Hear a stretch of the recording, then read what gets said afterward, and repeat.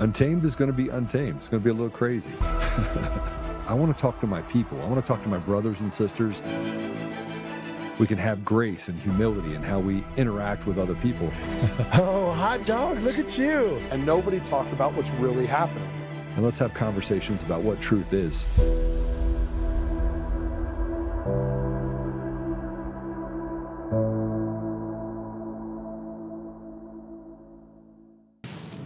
This message is for Kyle Clark. I said some really mean, hurtful things about you. And this is the Kyle Clark that cornered Scott Bottoms at the state capitol. I said some very mean things, and I should apologize for it. If it wasn't for you, we wouldn't have known that the Democrats wanted to protect predators. We wouldn't have known that the Democrats don't want to protect children.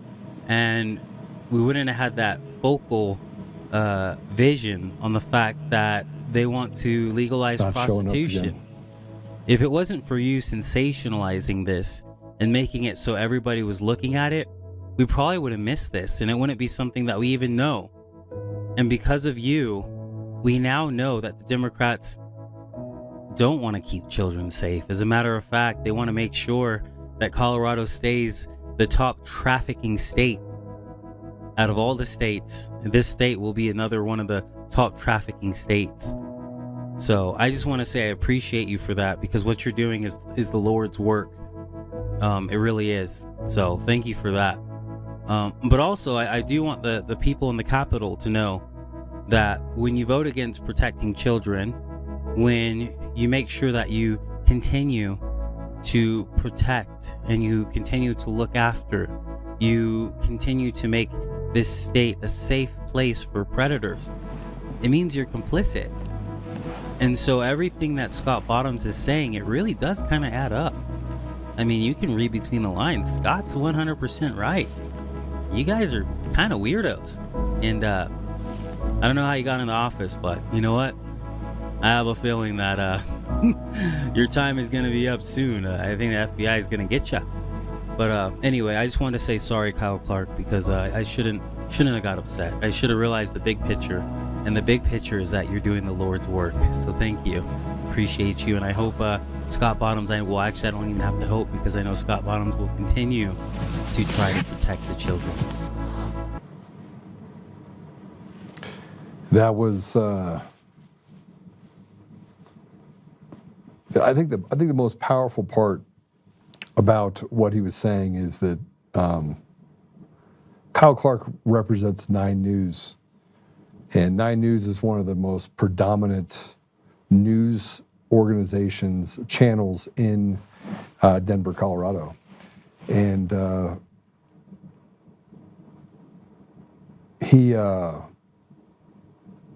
when Scott Bottoms came out last week and said, look, we're working with the FBI, we bypassed CBI, we can't trust them. It's true, you can't trust CBI. It's true, you can't trust the FBI in Denver. These are people that tried to, inside of this government fight that's going on, these are the people that are endemic to the fraud and rottedness that we have inside of our establishment. And Kyle Clark decided he was going to lie about me. And every other day, he seems to write a different article about me or Scott Bottoms. But when he came out against Scott Bottoms for talking about pedophilia and how it ran rampant through our legislature and every part of government, who was he protecting? And it gets down to this good old boy club. And I'm going to say this.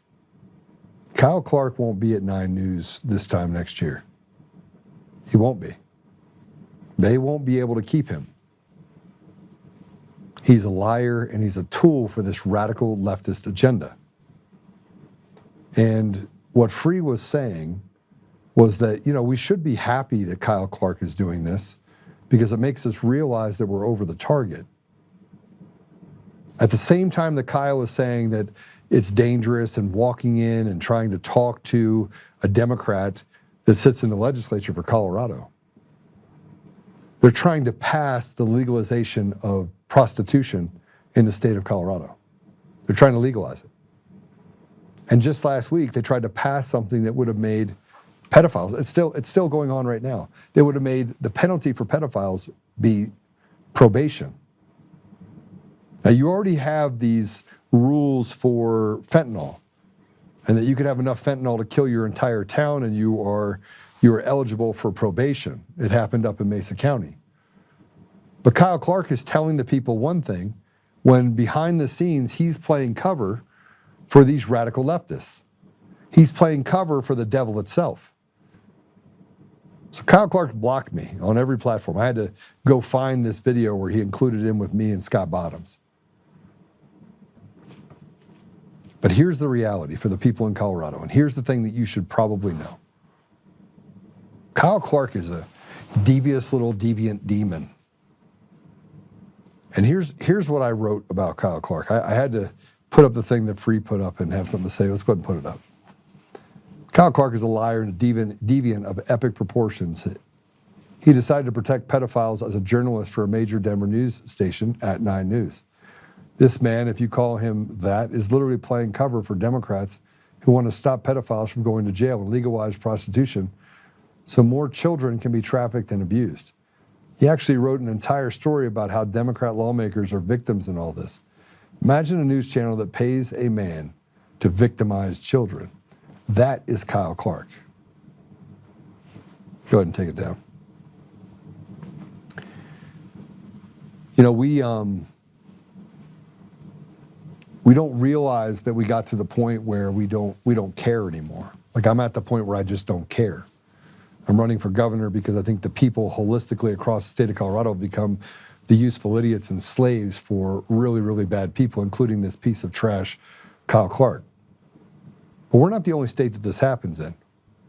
But it all happened because of stolen elections.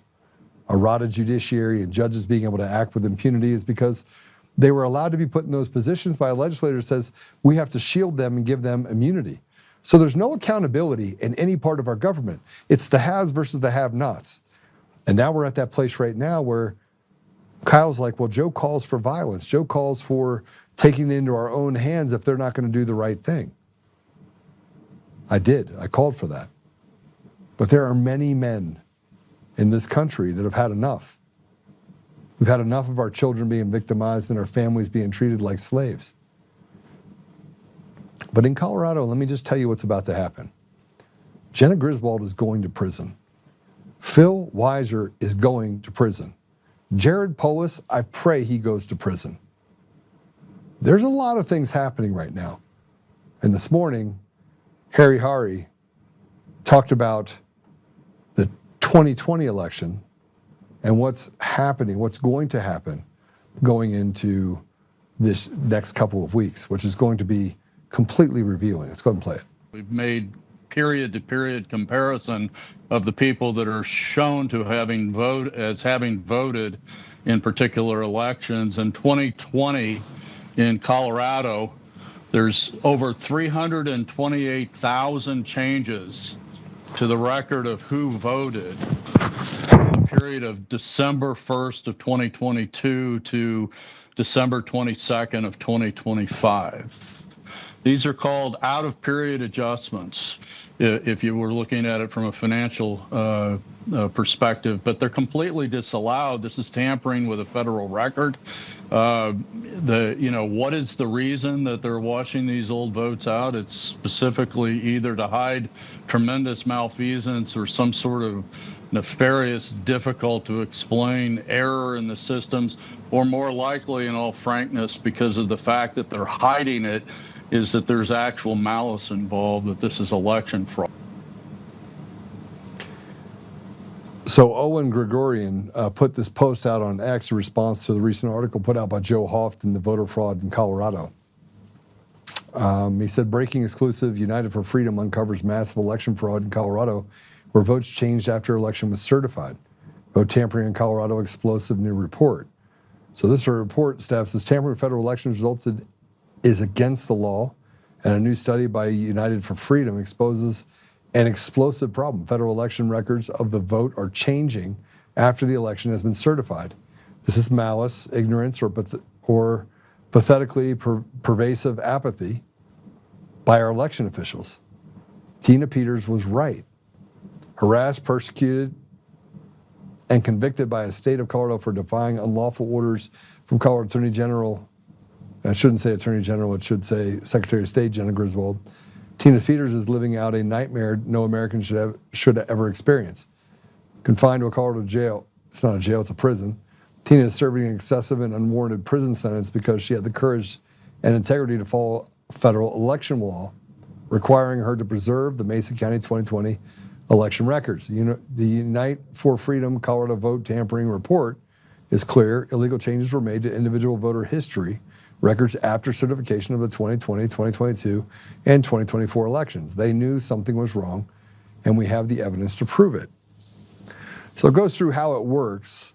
Thousands of changes. Go ahead and put this on each one of my pages if you would, please. And so that I don't have to go through the whole thing. Well, let's just read it. Let's read it. Thousands of changes have been documented by United for Freedom data analysts by comparing snapshots of certified election records. Each snapshot is the moment in time when the record was downloaded from the state database. These snapshots are auditable items required to be retained and should not change after an election has been certified, but voters literally disappeared by the thousands while others were added. These are error corrections, which tell us the certification was election fraud, or are they part of a massive cover-up? We don't know how voters voted, but we know that tampering with federal records behind closed doors without a transparent adjudication process is an apparent crime. Our great team of data analysts applying forensic standards and peer-reviewed process documented over 300,000 changes in 2020 and over 150,000 in 2022 by comparing 3 snapshots. In 2024, comparing only 2 snapshots, the number was 3,416. Well, future comparisons of 2024 snapshots revealed hundreds of thousands of changes, as they did in 2020 and 2022. Or will patriots looking over the shoulders deter future changes? What will the FBI find if it sees all of Colorado's records and meticulously audit them one by one? United for Freedom analysis are evidence of a potential crime at the highest levels of Colorado government. We the people demand a full criminal investigation that Tina Peters be set free by federal action pending the outcome of that investigation.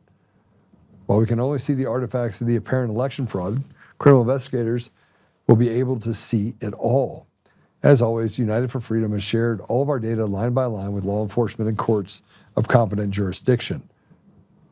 How do we know we won? This is not theoretical, it is the operative question. If the election was lawful and the results were legitimately certified, why would the changes be made to a record after certification? If corrections were required post-certification, how could the elections have been certified as accurate? There is no third option. Okay, go ahead and take it down. Here's my problem. We already know that the elections are fraudulent. We know the elections are fraudulent in all 50 states. It's time to be done having the conversation about what is or is not happening. And here's something I put up about Eric Coomer went to work for Sequoia Voting Systems in nearly 2005 right after Smartmatic purchased them. So Eric Coomer went to work for Sequoia Voting Systems in early 2005 right after Smartmatic purchased them. If you follow the details and data from 17 states and the District of Columbia to the use of the technology in ES&S at all, you will see how important this chart is. If you understand technology and the psychology of people, book descriptions, how people shift, you can see the genesis of the stealing of the Colorado voice and the beginning of mass slavery of the people of a group of devils who stole elections en masse for now going on 2 decades. The chart showed the effect of mail-in ballots being installed after 2004 became the bedrock of election fraud within the next cycle. If you look at the number of people that migrated to Colorado in the election in 2008, this represents 151% Democrat shift, as if every person that moved to Colorado was a Democrat, which we know is not true. They stole elections with mail-in ballots and solidified theft, instituting Dominion voting systems. Check my math. And this goes through, and so you can see it. Go up, if you would. And just make it bigger. Can we make it bigger? You have these shifts that you have in the elections where from 2004 to 2008, you had a plus, let me see if I can get to it real quick so I can make it bigger on my side. You have a plus 4.7% Republican leaning in 2004. And in 2008, it was a plus 9%. It was a 13.7% swing. What's even more important is that it actually moved back the Republican way to 5.4%. So how did that happen? How did that happen given the shifts that we know occurred? Well, let's just talk about this. We're not the only state with these problems. Colorado's not the only state. Go ahead and take it down. But what this does show you is that it never switched back. See, elections have a tendency to move and sway with public perception about what's happening. That's what happens. They move back and forth. And here we are in the middle of what can only be a downward slide towards legalizing prostitution, legalizing pedophilia, adding drugs to the smorgasbord of other things that are just available on the street, letting criminals out on the street while putting good people in prison. Degradation everywhere. And that only happens when leaders are selected, not elected. We have a guest that is going to join us now. And I've told you a little bit about his story. I haven't told you enough. So Phil Lather is the owner of Moon Shadow Inn and Resort. It's a historic bar and restaurant in Beach Lake, Wayne County, Pennsylvania. He described himself as a man who pursued the American dream for 25 years without so much as a parking ticket. And this is when his battle began. In a recent YouTube video, in late 2026, Lather claims widespread racketeering and corruption in Wayne County courts, including judges and attorneys colluding to deny due process, resulting in loss of civil liberties, property seizures. I mean, they've taken everything from him. They took a house from him. Matter of fact, you wouldn't even believe this story had I not literally downloaded the file and gone through it line by line with a bunch of attorneys. But the incident goes back for him, goes back to, in 2023, a mask mandate dispute during his son's hearing, a failed rent-to-own deal involving threats and permit violations, multiple lawyers failing or becoming incapacitated because one had a stroke, several strokes. After a COVID vaccine, the judgment was issued against him, seizing his home, and then another one for $30,000 because the home wasn't paid off. He filed complaints with the PA Disciplinary Board and Supreme Court, alleging procedural due process violations, and he won. But yet they still were able to keep his home. Now they're coming to his house to take everything left that he has. He's had to close his restaurant. And he basically has tried everything. He can't understand it. Like how he's never stepped into a courtroom. Well, we're here to get an update from him and to hear his story and just walk through some things. So with that said, Phil, welcome to the show. Hello, Joe. I'm here. Brother, you've been through a lot. Extremely stressful. In 5 years now, I've been going through this. You had an original video. Walk us through what happened, because I think you showed pictures. You showed that the guy that's there basically had been involved in insurance fraud and burning someone's building down previously. This is not an isolated incident. This is a cartel involving a judge, a sitting judge. Absolutely. Well, I posted a home for sale on Facebook Marketplace, and a guy messaged me from Florida, asked me, well, basically talked me into doing a rent to own. And I said, I guess I would do it. You know, he said, oh, I'm serious. I'll fly up there and look at it. So he did. He flew up and looked at the house, and he said, I'll take that deal. Put his deposit down. We went and got it, my contract notarized and everything. And then he went back to Florida, and I never seen him again. He shoved his son-in-law and daughter in the house, and it was like 4 or 5 months, somewhere around there. They had the sheriff's SWAT team there. They had the Environmental Protection Agency there for dumping a whole dumpster load of trash 2 houses over.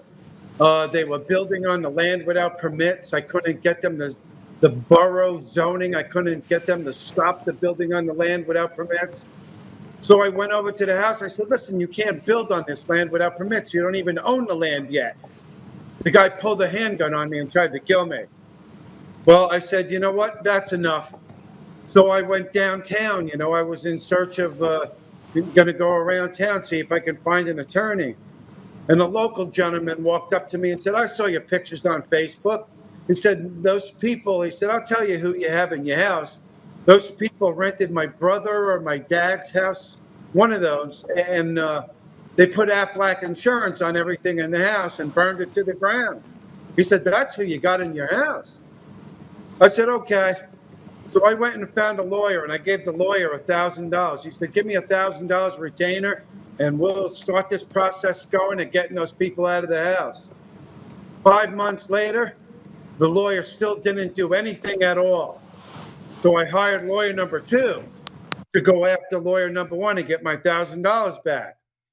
So he did, and I told him, I said, when I get this money back, I want it in a receipt, you know, that he's giving it back so I can prove that he's giving it back. Well, anyway, after I got the money back, lawyer number 2 went and filed in court for breach of contract. I mean, these people didn't just breach the contract. They was robbing local stores and bringing all the property back to the house. There was criminal activity happening. So I said, at this point, I can't accept another penny from the guy in Florida, or else that would be acknowledging that I'm under contract still with him. So I personally sent a termination letter to Florida to the guy. Now, lawyer number 2 filed in court for breach of contract. 2 weeks before the hearing, he called me and said, Mr. Lather, and I couldn't really understand what the guy was saying. I mean, I could, but it was like talking with a mouthful of marbles.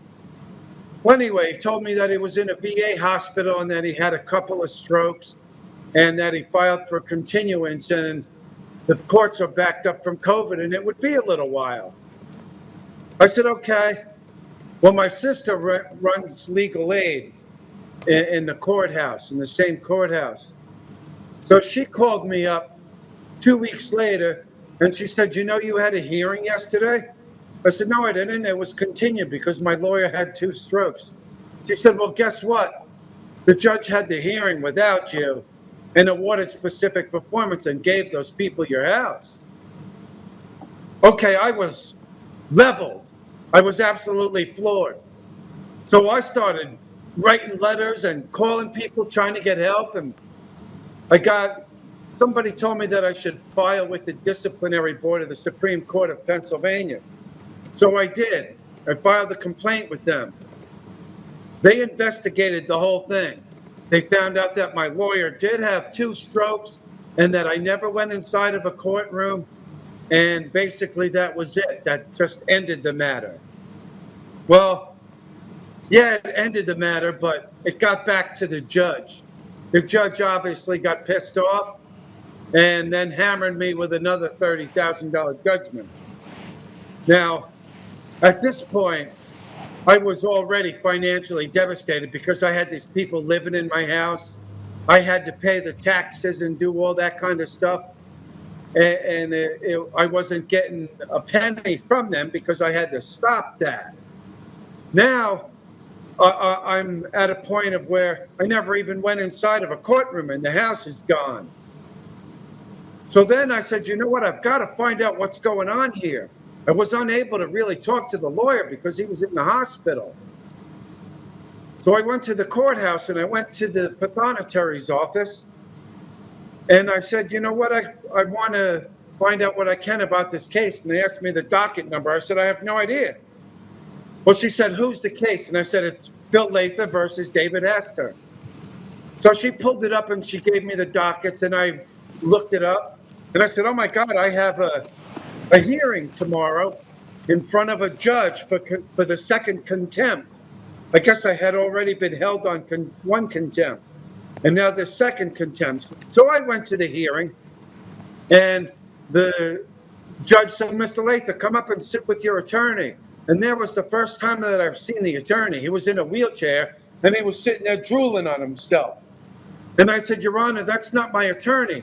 I've been trying to get him to recuse himself and get my paperwork back so I can get another attorney. So he looked at the attorney and said, Is that true? And he goes, Yes, Your Honor. And now he said this with like marbles in his mouth, like you couldn't really understand. Well, anyway, well, why? He said, I was waiting for you to do it. So the judge yelled at him, You're recused. Now get out of here. So the lawyer left, and then the judge looked back at me and said, Mr. Lather, you're here on contempt. There's only one way to satisfy this contempt. Convey title to the house or go to jail. That was my options. So I thought for a second. I said, you know what? I'll convey title. So I conveyed the title, and I said, I'm conveying this under distress, and I conveyed the title, and I gave him the title. When I left there, that's when everything else started with the $32,000 judgment somewhere around there. Now, they wanted to levy against my estate, so they called me into Brandon Ellis's office, the attorney that's going to execute against my estate. So when I went to the meeting there with Brandon Ellis, I brought all my paperwork, and I showed it right to him. I said, see this? I never went into court. My attorney had 2 strokes, and I was denied due process, and your $30,000 judgment is no good. It's poison fruit. He laughed at me and he said, I don't care. You have to make a living somehow. And I said, so does a child sex trafficker, but he lacks a moral compass. He got real mad and he said, on Monday, I'm selling everything you own. In fact, your guitars are going to go home with me. And he said, what's that you got with you? And that is a copy of the Constitution that I have here.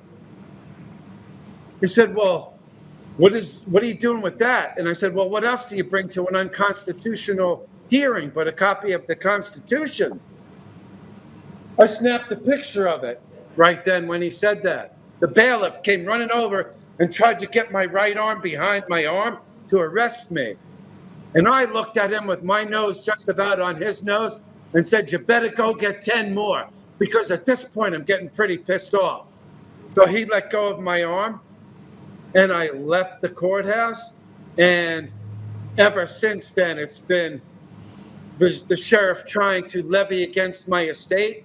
So I quickly filed the bankruptcy so they wouldn't sell my truck, because the sheriff's department came and tagged my Harley Davidson, tagged my King Ranch truck, came into my bar restaurant, videotaped all my guitars and my antiques, and they're going to sell it all at an auction. So I filed the bankruptcy. Okay. After about 4 months of paying the bankruptcy, almost $1,000 a month, to stop them from robbing me, which is almost extortion. They're extorting money out of me. Well, I get a letter from the bankruptcy court. We're going to dismiss your bankruptcy unless you can come up with another $55,000 by Tuesday. And I said, geez, this is getting insane. I mean, so then I started posting videos. Come for my stuff, and I'm prepared to die. Like, I will stand at the door with a shotgun and die, because if you're going to take any of my stuff at this point, you'll be robbing me. So that's where we are now, Joe. They dismissed my bankruptcy. Well, they didn't dismiss it. They rescheduled it for the 13th. And on the 13th, they ordered that now they will give me to June to come up with $50,000, or else they're going to come and crush me to dust. But I still have to make my $1,000 a month bankruptcy payment. And at this point, I can't even afford to eat. My bar restaurant is completely shut down. It's insanity, and I don't know what to do here. Well, that's my story, Joe. So they took your house. Your house is worth how much? Boy, I would say it probably on this market, maybe between 150, 180,000, somewhere around there. And you owed money on that, which is why they said you had to pay another $30,000 to cure the loan. I owed $28,000. I bought the house cash, and I took an equity line of credit to remodel the house. And so they said basically, well, you didn't show up, so they're just going to hand the house off to this other person. That's correct. And you'd never been into a courtroom, but you hired a lawyer. That is correct. Now, they knew that we wasn't going to be in the courtroom because on June 3rd, my attorney was in the hospital. So the opposing side had to file the continuance on the grounds that my lawyer was having a medical emergency. So we didn't even know that she was denying the continuance until June 17th. Now, I didn't know at all, but on June 17th, she denied the continuance and had the hearing on the 22nd. Okay, so you don't have an attorney now because you can't afford an attorney. I mean, obviously they've taken everything from you. You still have your bar, but you had to put it up for sale, correct? Correct. And you've gone to your congressman. Have you gone through those steps yet? Can I touch on that? Yeah. This is insane because the worst part of all of this happening wasn't that it happened, Joe. It was that there was nowhere to go to get any help. So I wrote Josh Shapiro, the governor of Pennsylvania, a letter with supporting evidence. Please help me. I'm being racketeered again. Somebody told me that I should write Deborah Todd, the Chief Justice of the Supreme Court of Pennsylvania, a letter with supporting evidence. So I did that. 3 weeks after I did that, I found out that Deborah Todd and Josh Shapiro were indicted on racketeering charges. I said, Jesus, you can't make this up. I was asking for help from the highest up that I could go. Josh Shapiro was indicted for racketeering?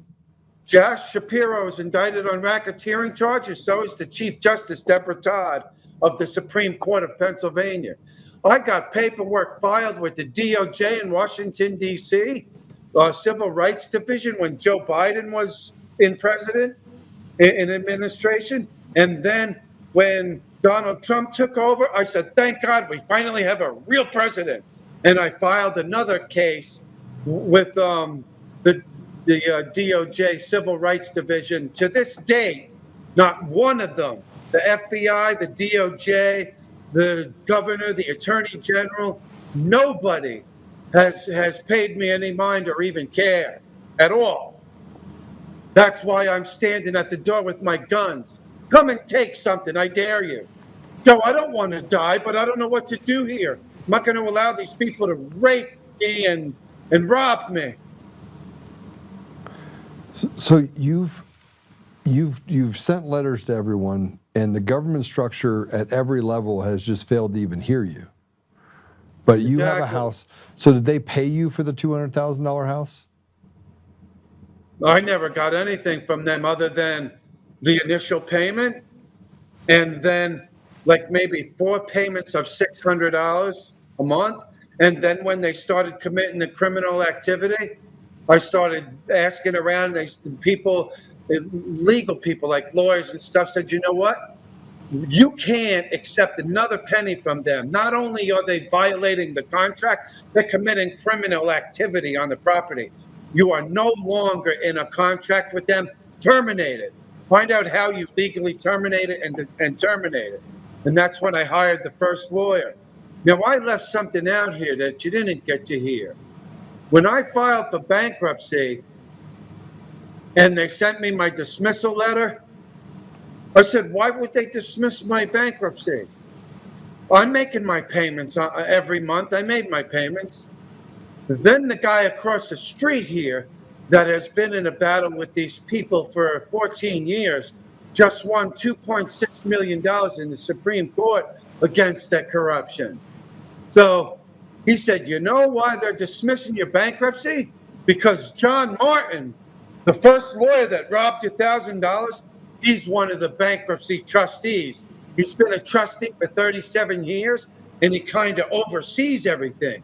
Now, his name might not be on your paperwork, But you better believe that he knows that your bankruptcy came in, and he remembers that you forced him to give him back $1,000.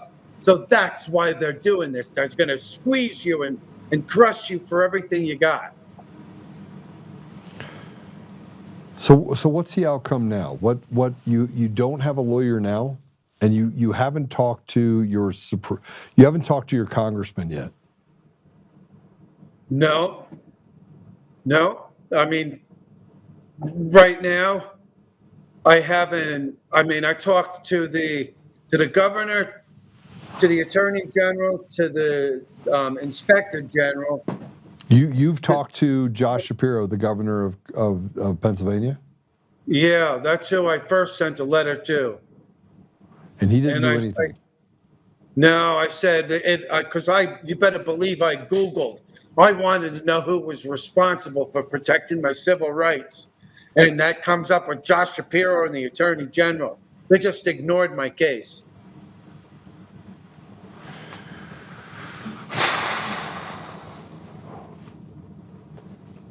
Okay, you still have a complaint with the Pennsylvania disciplinary board?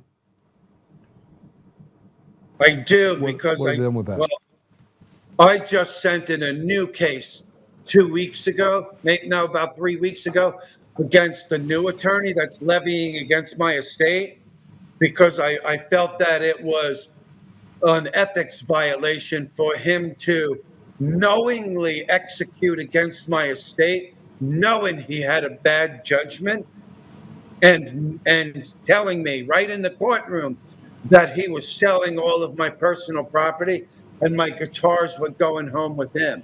I felt that that was an ethics violation, so I filed with the disciplinary board against him. And Phil, I'm still having a hard time believing that they came in and picked up I'm not having a hard time believing it happened, because I know it happened, but they basically gave your house to these other people that never paid for it. So they have unlawful conveyance of property. They took something, your hard-earned property, and they're like, here, I'm going to give it to you. And then they came back to you and said, on top of giving it to them, we're going to make you also pay off the mortgage. It just doesn't make sense. That's exactly what happened. So what was the legal remedy? What was the legal reason that they could do that? The legal reason that they could do that was when I was the plaintiff, so I was taking them to court for breach. Now, I officially terminated the contract 8 months before. Okay. With the governor in Florida. I said, you're committing criminal activity on the property. You're building on the land without permits. This contract is terminated, and I terminated with them. So that whole 8 months, those people didn't vacate the property. They just continued to live there and continued to trying to get the property. So when my attorney when we filed for a breach of contract and the attorney had the stroke, it was from that point on allowed them to do all of this to me. And I believe the term is ab initio. And what that means is when the judge violated my 14th Amendment right to due process and legal counsel, she stepped outside of her jurisdiction to do any of this to me. Because there's something that's very important here. She has to abide by the law, and that is give me due process. You cannot be removed of life, liberty, or property without due process. I never went inside of a courtroom because my lawyer had a stroke. So now, so you've never been inside of a courtroom. You didn't sit through anything like this. Your lawyer had a stroke. They're supposed to push out the court date, and then all of a sudden they came back and said, "No, we're just going to give the house to him." Yeah, they didn't undo any of that when they found out he had a stroke. Obviously, he was drooling on himself. I mean, people are having a hard time believing this, Phil. How is it that a system could be so corrupt that it would take the hard-earned money home from one individual, hand it to another one, and say, "Yeah, there's nothing we can do for you"? You know what? It really hurt double because I wanted to hold those people responsible for what they were doing. I mean, this guy pulled a gun on me. They were throwing the trash in the neighbor's yard. They were building on the land without permits. I mean, these people were criminal. I wanted to hold them responsible. And the judge not only denied me the chance to hold those people responsible, she took everything and gave it to them.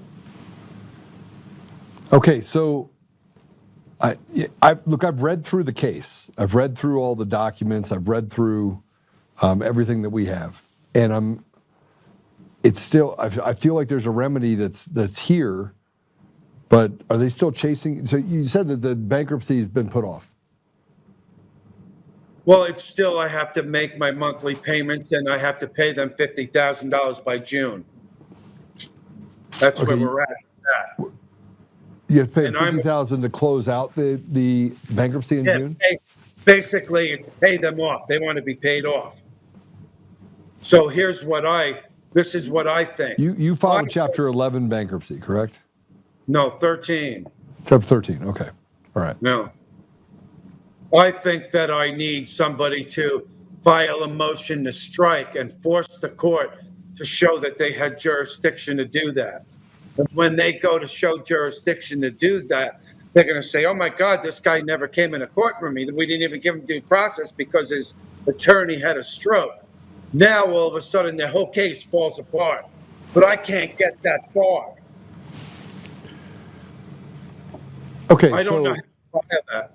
Okay, tell me about where you live, because we didn't get a chance to talk about this when we talked about it on the phone. Do you live in a small town, bigger town? Is it like Wayne County is kind of it's a Republican stronghold, correct? Yeah. Yeah, I mean, there's a lot of people, a lot of Trumpers around here. You know, it's a Republican, but Pennsylvania is dominantly Democrat, especially when you get down towards Philadelphia area. And not that makes a difference, because frankly, I think that Republican or Democrat, it shouldn't matter. But I mean, Agreed. yeah. So who's the DA? Let's talk there, guys. Get ready, get your pins ready, so I can get some of this stuff down.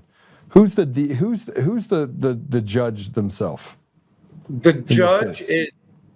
judge is Judge Janine Edwards. She's President Judge Janine Edwards. Now, it's funny that you brought up the DA, because I went to the DA twice, and I demanded to talk to the DA. And a woman came out of the office with a pad, took down my information, what it was about, and took my phone number and said somebody would be in touch. Nobody ever came in touch with me or contacted me, so I went back to the courthouse and went through the process again. I said, I demand to talk to the DA. They went through the whole thing again, and they completely blew me off again.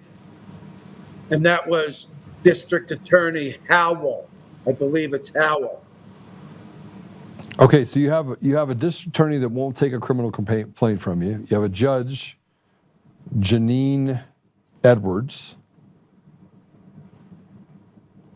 Of course, she's a little lefty. Got it.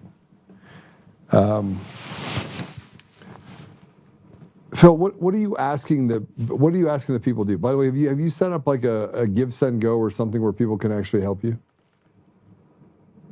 What, you mean like a GoFundMe or something? Yeah. Yeah, I started a GoFundMe. I'm not really sure how to use it. I mean, I had like $2,000 get put on there. I think maybe 10 people helped me, and it was about $2,000 put on there. And I have just transferred it to my account, so I'm waiting for it to get to my account. All right, and is that a GoFundMe or a Give, Send, Go? Where is it on? It's a GoFundMe. You're gonna have people get mad at you for using GoFundMe. I'm just looking it up right now. Can you guys find it for me?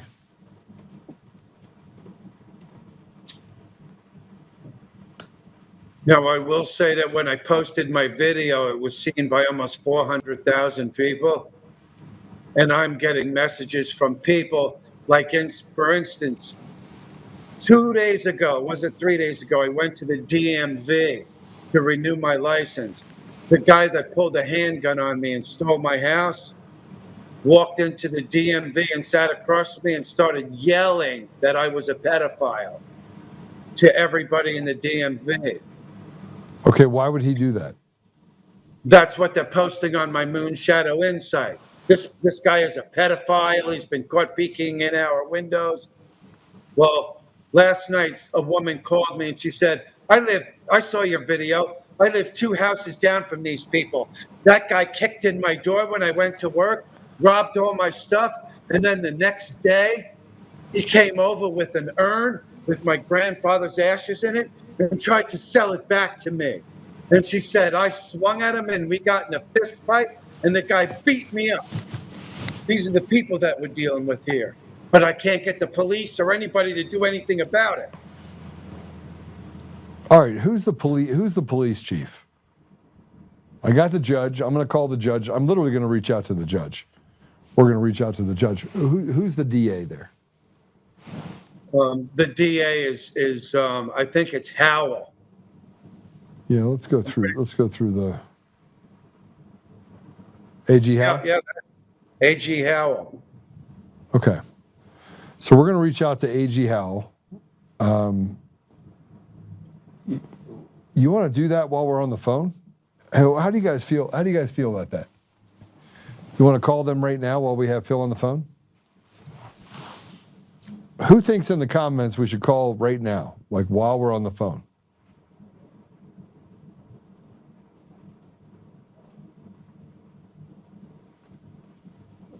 I'm looking at comments. Should we call while we're on the phone? Phil, we got lots of people that are watching you right now, just trying to figure out what's going on, and they can't believe it.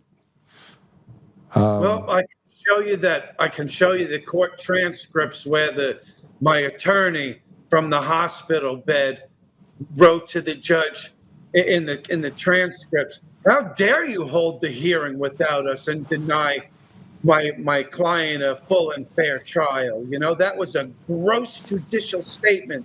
You know, it was. I can't even believe that it happened, and it's absolutely destroyed my life to this point.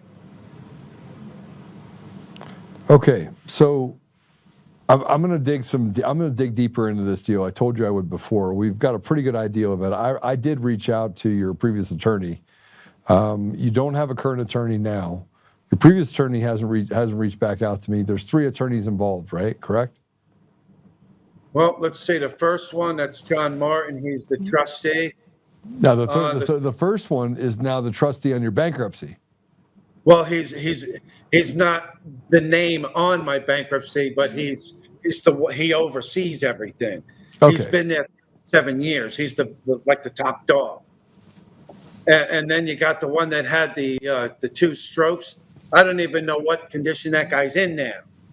And then you got Brandon Ellis, the dirty lapdog that is executing against my estate, knowing that it's a poison judgment. He knows it. Okay. So I'm going to reach out to the DA. I just sent an email to him just now. I'm going to reach out to the judge. Do I have your permission to do all this? Absolutely, sir. Okay. So we're going to reach out. We're going to try and get some information. I'm going to try and get them on the record with me and ask questions about this case. Look, I don't. We're going to get to the bottom of it. I think the biggest part about this deal that bothers me is the fact that no matter what happens, they gave your home to someone else and then forced you to pay it off because an attorney didn't show up. Correct? Correct. It was failure to appear. So for a failure to appear, they charged you a $150,000 fine, basically. $180,000 with $30,000. A lot more than that. My bar restaurant has been closed for 2 years. I had to file for bankruptcy. Do you know that? Well, what's stopping you from reopening your bar? Oh, geez, I couldn't even afford hamburger meat to open my bar. That's where I'm at right now. Okay. Well, let's see if we can get something straight. I'm gonna pick up the phone with them and talk to them today. Actually, I probably won't get a chance to talk to them today just because of timing, but I'll get a hold of them first thing in the morning. I'll probably call you midday or tomorrow afternoon, and we'll try to figure it out. I do have some lawyer friends that are in Pennsylvania. I had a conversation with Stephanie on Friday, and she said, "Get me more information. Have some conversations with people. Let's see if we can get people to return to some sort of decency in this case." I do want to ask you to do one thing for me, though. I need you to read out who's your congressman in your area. I think that's Rob Bresnahan. In fact, somebody called and said he's going to be at a get to know or a meet and greet tomorrow, and that I should attend it. But I'm having vehicle problems right now, and I got to go try to find a beater so I can at least get to the courthouse and file a restraining order against this guy, because now he's riding by my hotel and posting pictures of it online, and he's messaging my daughter that he's got a gun and he's going to kill people. So I got to get some kind of restraining order against this person. Okay, so this guy is Rob Bresnaha. Bresnaha? Hana? Yeah. Okay. All right. Well, I'm going to reach out to him as well, and I'll just send him over what I have. Phil, Okay. We do have the GoFundMe. Go ahead and put it up if you would. Here's the GoFundMe. It kind of walks through your story. Let me see if I can read a little bit of it. Raising money for Phil Lather out of Pennsylvania to help with attorney's fees. He has been fighting a corrupt court system and attorneys. He once went to court with his son during COVID. Masks were required, but the judge in the courtroom wasn't wearing one. Is this the same judge, by the way? Yeah, it's the same judge. And there's two different GoFundMes. That one somebody created, but it's the other one. It's the other one that says help Philip, not Phil. Now, I want to point out something out when you said, is this the same judge? That's what another attorney said to me. He said, are you telling me that the judge issued a $30,000 judgment against you when you already filed complaints with the judicial board and the conduct board, which is like, I guess it's called a conflict of interest. You know, it's a retaliation thing. Yeah, I mean, I'm more concerned about the criminal activity of how everyone's kind of covered this up. So I just found and gave you let's put this one up if we can. This one is, we'll put it out there, GoFundMe.com/F/support-Phillips-fight-against-fraud-and-corruption. We'll just put it out there on the underneath the show. And this goes through kind of the things that you're actually going through right now. It looks like that people have made some pretty good donations, $2,054. Phil, we'll do everything we can to support you. We are our brother's keeper. I told you that when I was on the phone. I did have a little bit of problem getting access to some of the documentation in the court. I felt like the file was empty, but I think that we'll find a way to get to the bottom of it. We'll talk. I mean, I'll send a thing to the DA. We'll have a conversation with the DA.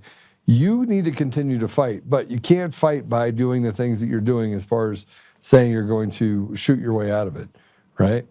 When's your court date for the bankruptcy?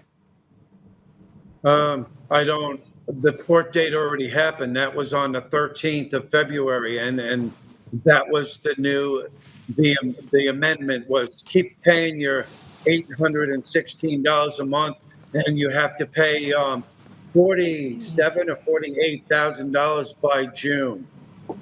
Okay. Well, I mean that's a better outcome. Is the $48,000 include the $30,000 for the house, or is that all absolved up in the bankruptcy? Yeah, that's all. When I filed for bankruptcy, it took 2 of my credit cards too and put it on there. So it's that $32,000 to pay off their house. So basically, this has just wrecked your life. Oh, absolutely destroyed my life. I mean, all you have to do is see that they held the hearing, a one-sided hearing. I never even went inside of a courtroom, Joe. My lawyer had 2 strokes, and the judge wouldn't continue it. And I never even went inside the courtroom. I didn't even have a chance here. All right. Well, we'll get to the bottom of it, Phil. We'll get some people to actually give you some donations, and we'll see what we can do to help you.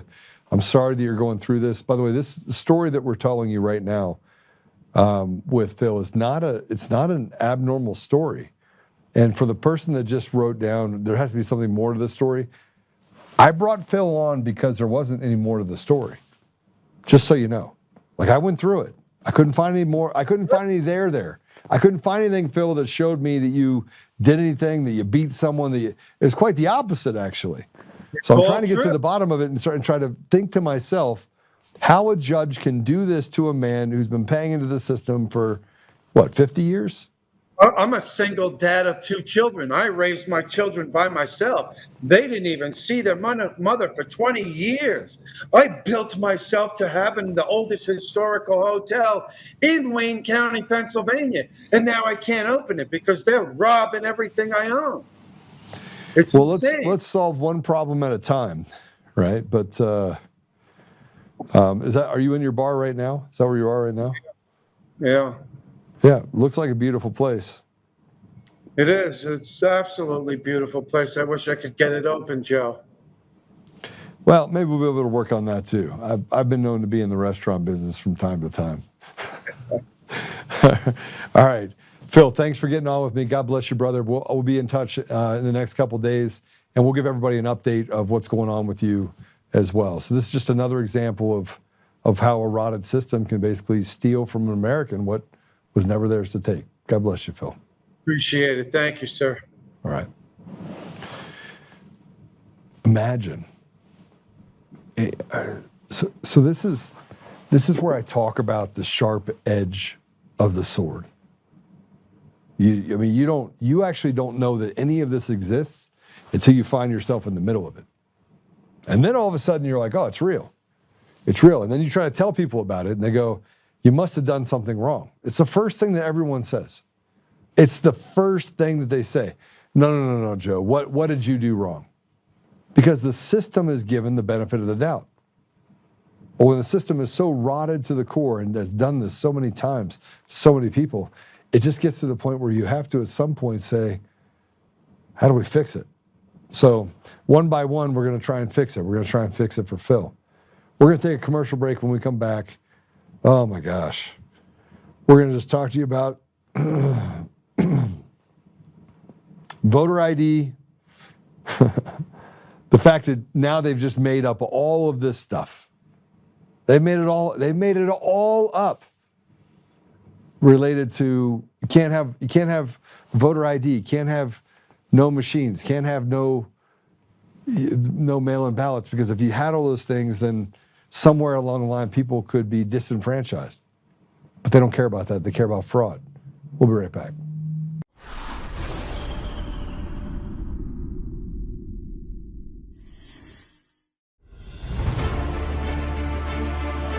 In every thread, in every stitch, Honor-Bound USA weaves the fabric of the American spirit. It's not just apparel, it's a testament to God, family, and country. At Honor-Bound USA, we're a family of patriots who put our faith, family, and America first. When you visit our website, you'll find a line of products that embody our commitment to pray, stand, speak, and act. As the official site for the Untamed podcast, all of our products proclaim speaking the truth with courage. We also have the powerful documentary from Professor David Clements, Let My People Go. Identify yourself as one of the few who are willing to stand for what they believe in. Join the Honor-Bound USA family today. Wear it as a badge of honor, commitment to the values that shape us, and a pledge to the bright future we will build together. Because when you're honor-bound, you're not just wearing a brand, you're embodying a lifestyle.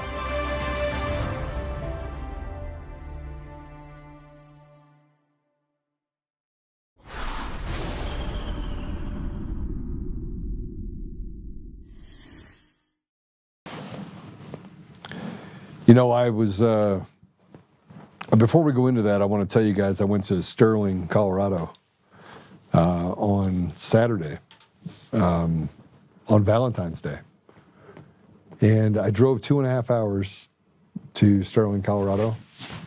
And you've heard me talk about the not just even the state of Colorado's GOP, but the local GOPs, and some of them have been incredibly gracious. You have, Phillips County was amazing, Douglas County was amazing. There's just a bunch of really good GOPs that are out there. And so as you're going through asking questions and going through debates and forums, there's an amazing amount of respect. I went to Durango, went to a debate up there with Heidi and all, put that on. But I went to Sterling, and I walked in, and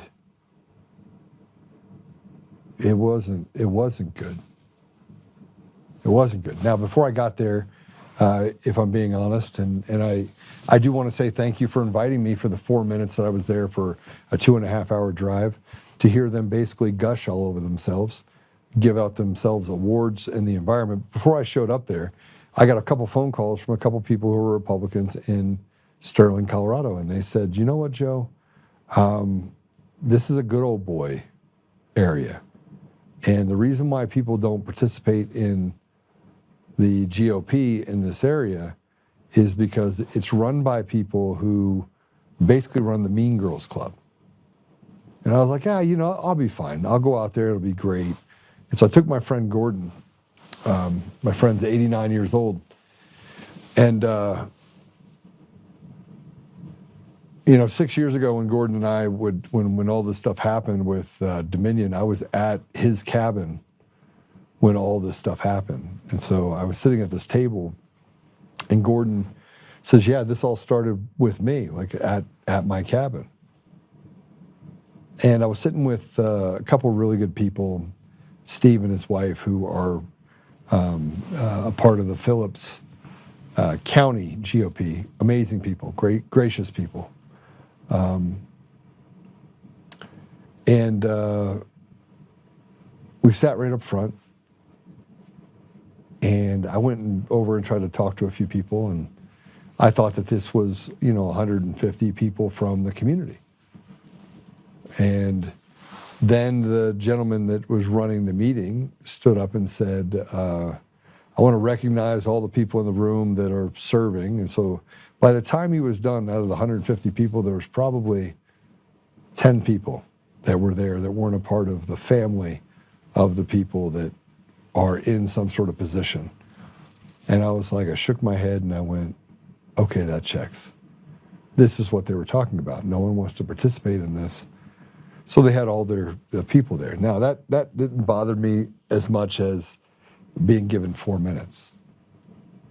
So articulate your plan for 4 minutes. Now, all the things that they talked about all night had nothing to do with what people cared about. Like what happens inside of these GOP meetings is not shared by anyone in the real world, right? So, and even some of the things that like Barb Kirkmeyer said, or some of the other candidates said, made a lot of sense to me. But here's what happened.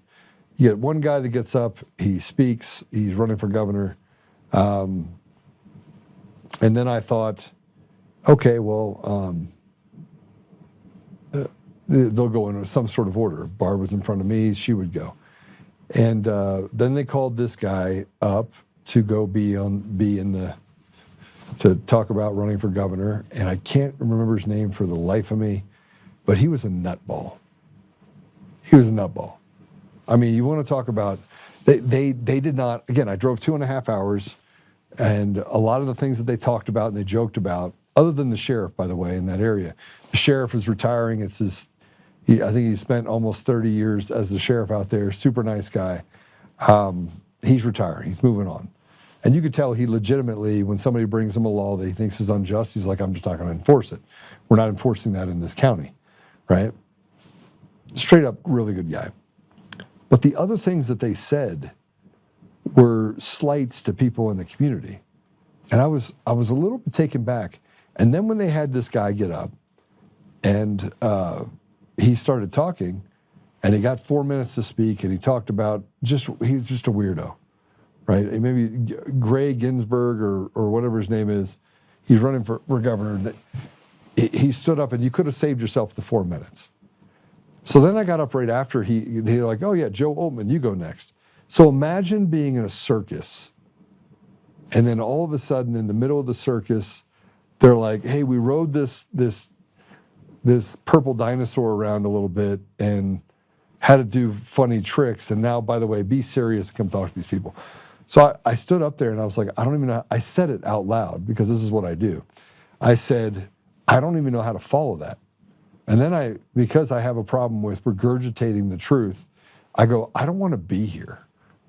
Like, again, if you want to get me to say some things that you probably don't want to hear, put me in a position where you create a clown show and then have me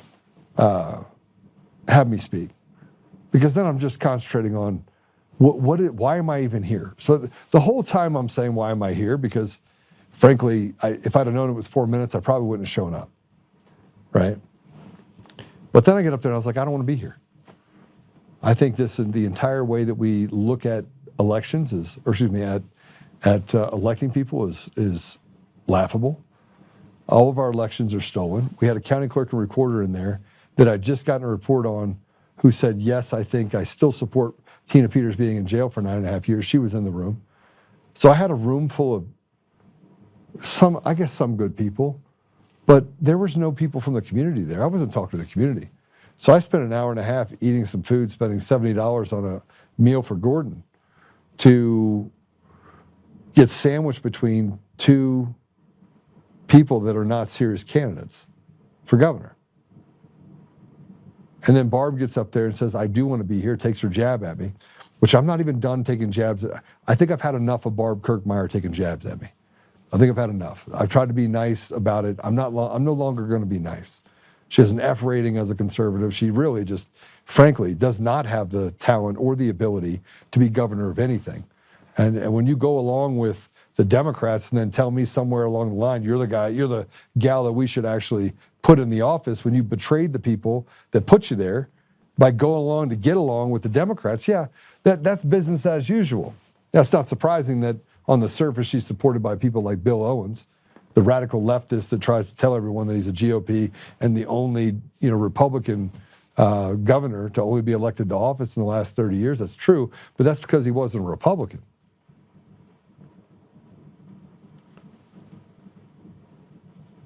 So after being there for 3 hours, gotten to speak for 4 minutes, the guy stands next to me, and right at 3 minutes and 45 seconds, he says, you have 20 seconds. Didn't wait till 4 minutes.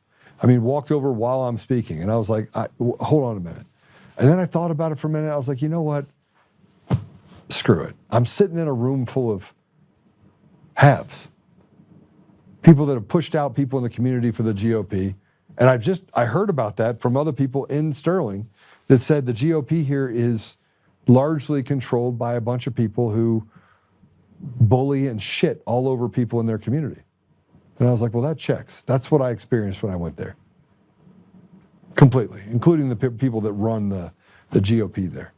So when I was leaving, there was a Senate candidate, he's a nice guy, he's a pastor. He walks up to me and said, what do you think? And I was like, I think this is a joke. I think this is the reason why we keep losing in the GOP. You know why we lose? Because we have shit people that are more concerned about themselves and self-gratifying themselves and having a position of power and authority than they are about caring about anything about other people in their community. And this is what we have to deal with in not only the state of Colorado, but around the country. Anyway, it was sad. It was sad. And then I went home thinking to myself, I spent Valentine's Day with a bunch of people that frankly, I have no regard for. So thanks for the invite. I'll never go back to Sterling. I won't. Now, all right, let's play the C1 cut. About 83% of the American people, including majority Democrats, support voter ID laws. Well, yeah, the voter ID laws that, first, each state can have its own voter ID laws, and some do and some don't. But secondly, what they are proposing in this so-called SAVE Act is like Jim Crow 2.0. They make it so hard to get any kind of voter ID, that more than 20 million legitimate people, mainly poorer people and people of color, will not be able to vote under this law. We will not let it pass in the Senate. We are fighting it tooth and nail. It's an outrageous proposal that is, that shows the sort of political bias of the MAGA right. They don't want poor people to vote. They don't want people of color to vote because they often don't vote for them.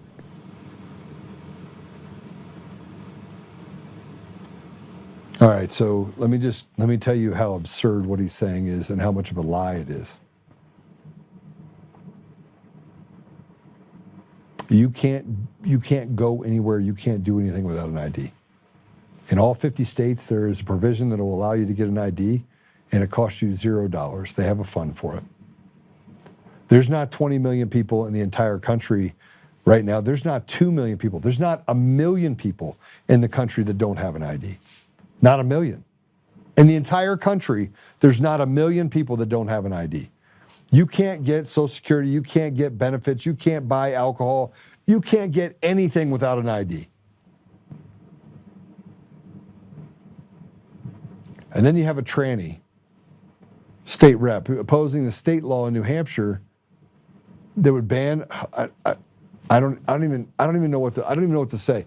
There's literally, we spend all of our time allowing trash people to destroy the very foundation of what we are as a country. And you got this tranny that opposes a law that would ban a man from using a woman's restroom because we want to legalize abortion, so we kill black and brown babies, which, if I told you that number, it would blow your mind. So just so you know, illegals that come here account for less than 2% of abortions that exist across any sort of spectrum. Illegals, like people that come here from other countries. 47% of abortions in the state of Colorado are black babies. So they're genociding literally the black population that are citizens. Well, by the way, giving the illegals free health care and free child care. And now you got this rep who's a man pretending to be a woman that wants to ban men from using. He says, it's not going to happen. Here, go ahead and listen to this. So, to start off, what restroom should I go to? In the State House. Where do you want me? Men's room. Do you want me in the men's room? Yeah. I don't want me in the men's room. I haven't been in the men's room in 6 years. But I'm a trans woman. And let's say this law passes, and the House decides we're going to enforce a bathroom policy here at the State House, and I'm not going into the men's room. I'll tell you that right now. I am more likely to be assaulted in the men's room. Statistically, trans women, when forced to go into the men's room, are, I believe it's somewhere along the lines of at least 4 times as likely to be assaulted.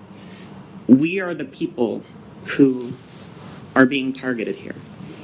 And the testimony before makes absolutely no sense, because if I walk into the women's room, and even if somebody points at me and says, I think you're trans, how in the hell are they going to prove that? I'll give you my driver's license. It says female. Like, what do you want from me? Do you want me to strip down? What if I just say, no, I'm not trans?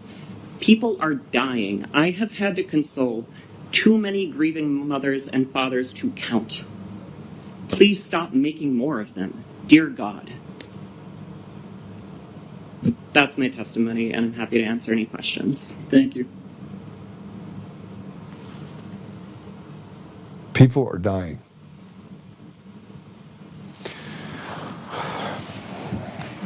Okay, let me tell you what people are dying of. Fentanyl overdose. Assault. Rape, murder. People are dying. And you say people are dying because they won't be let into the men's restroom, and they're 4 times more likely to be assaulted in a men's room if you're a tranny? No, it's just not true.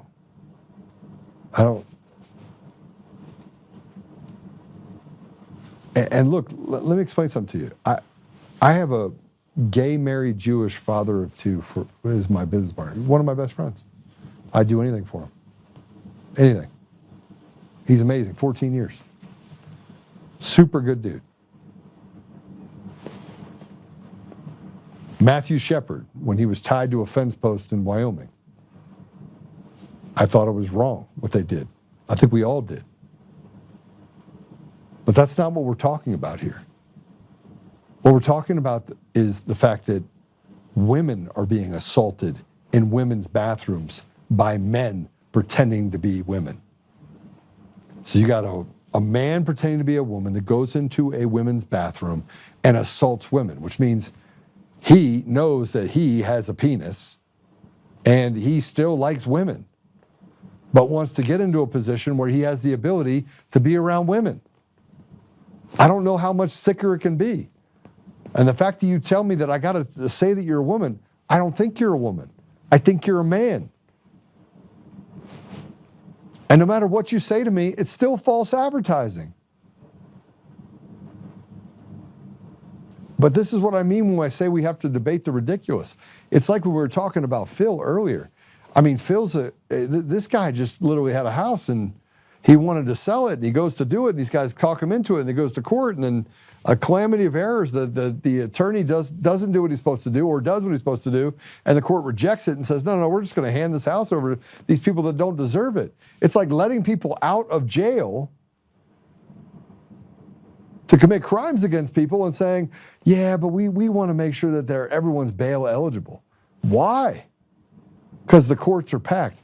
So instead of actually addressing the problem, which here is mental illness and grooming and indoctrination that's happening inside of our schools, and you can say, well, Joe, that's not happening. It's not. You got a freaking gay flag on the wall around children that frankly question everything about what their body looks like. Adults question their body and what it looks like. You don't think kids that are just coming up are like, oh, look, now my ball's dropped. And we want to take that opportunity at that time to say, you know what, you might not be a boy.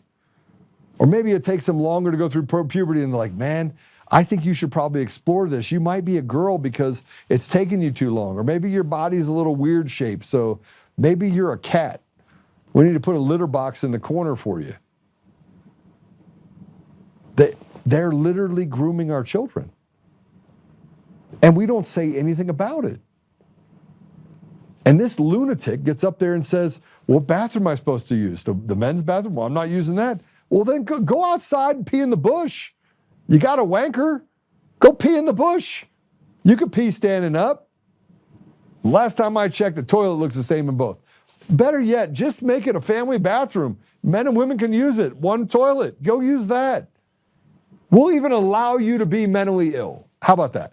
We'll allow you to continue to be mentally ill as long as you stay away from normal people and stop thinking that your rights supersede the rights of other people to feel comfortable in their environment. Well, I want to feel comfortable. I don't care what you want. I don't. I'm not going to sacrifice the 99 for the one person that wants to go in a woman's bathroom. That's normal. See what I just said? That's normal. The same way that we actually legalize fentanyl, legalize prostitution. And you see the whole thing behind the legalizing prostitution is, well, we don't want to put people in jail for selling their body. No, what you want to do is promote selling your body so that women can get degraded even further than what they're degraded now. You let men in their bathrooms, you say that, hey, sell your body, it's okay. We're going to strip you from opportunity so that you are driven to a place where the only way that you can eat is if you sell your body. Do you know how foolish this sounds? It's stupid. We put porn books in the classrooms in second grade. I mean, who? And then the school boards try to justify it. But when a parent stands up and starts reading from the book, they're like, don't read that. Like, what are you talking about? Don't read it. You're letting a second grader read it. And no matter how much we stand up and fight for it, man, let me tell you something. I was in Durango on Friday. I flew to Durango, had a great debate. It was amazing. Got to hang out with some really good candidates. Kirk Meyer didn't show up because Kirk Meyer set up Scott Bottoms with the 9 News guys. Let's ambush them here. It'll be good for me. While she laughed about the fact that pedophilia is running rampant inside of our legislature in the state of Colorado and said, oh, I think he's lying about it. How? You're trying to legalize it. The legislature right now in Colorado is trying to legalize the fact that if you're a pedophile, you can get probation. Make it make sense to me.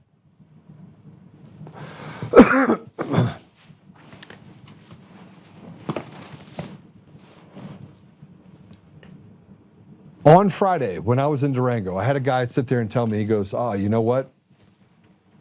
There's nothing we can do. We go up there, we go to the school board, we try to tell them, we try to do all this stuff. And I'm like, why are you negotiating? Just walk in there, tail their damn flags down.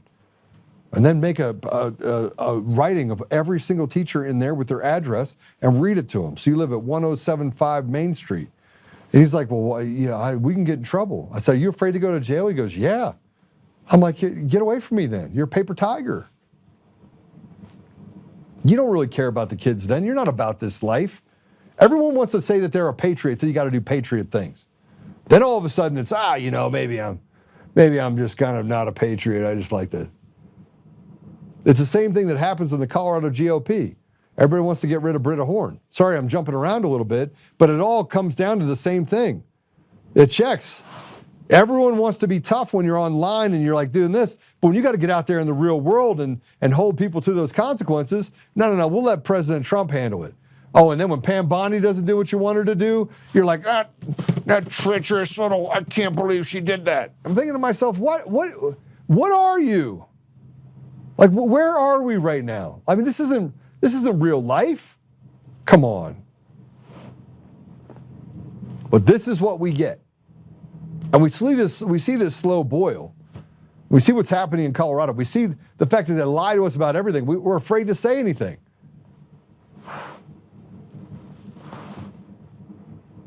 And I told the guy this. I was like, go in there and tear the flags down.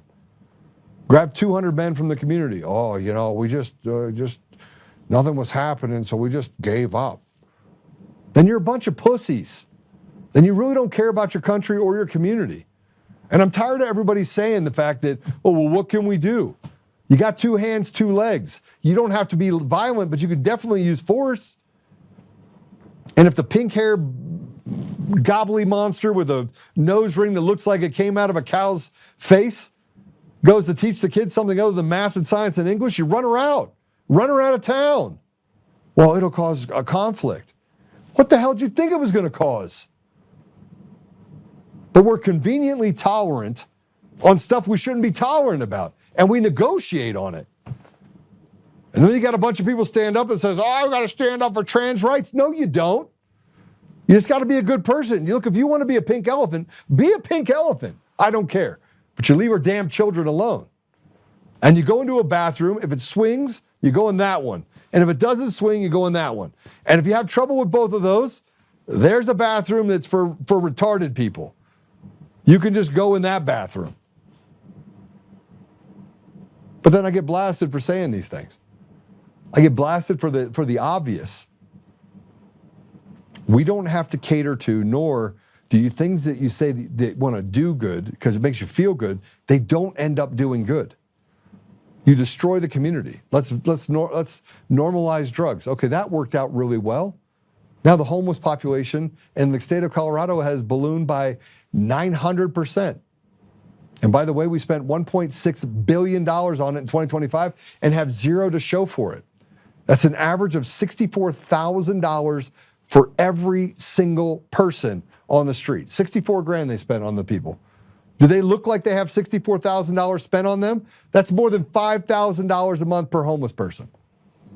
Please tell me where you can show me $1.6 billion with a B, state of Colorado, that went towards homeless people. No, it didn't go towards where it should have. You know where it went? It went into these fatso's pockets because it was just a bunch of grift that they used to then reinstitute or give to NGOs that are then used to fight against the very people that are trying to normalize normal. Make it make sense. In nearly 30 states in this country, in nearly 30 states, you have Republicans that are fighting against common sense laws that would make transparency the norm in elections. 30 states. You have ranked choice voting up in Alaska, which, by the way, you cannot audit. You can't audit it. It's tap on your head, rub on your belly, turn to the left, turn to the right. It's like a cheat code if you're playing with an old Nintendo. That's the reality. And they said, no, the people wanted ranked choice voting. The people never wanted ranked choice voting. The population out there with the special interests and the lobbyist groups who want to make it so complicated that they get to put whoever they want in a position of trust and authority because you're just nothing but a slave.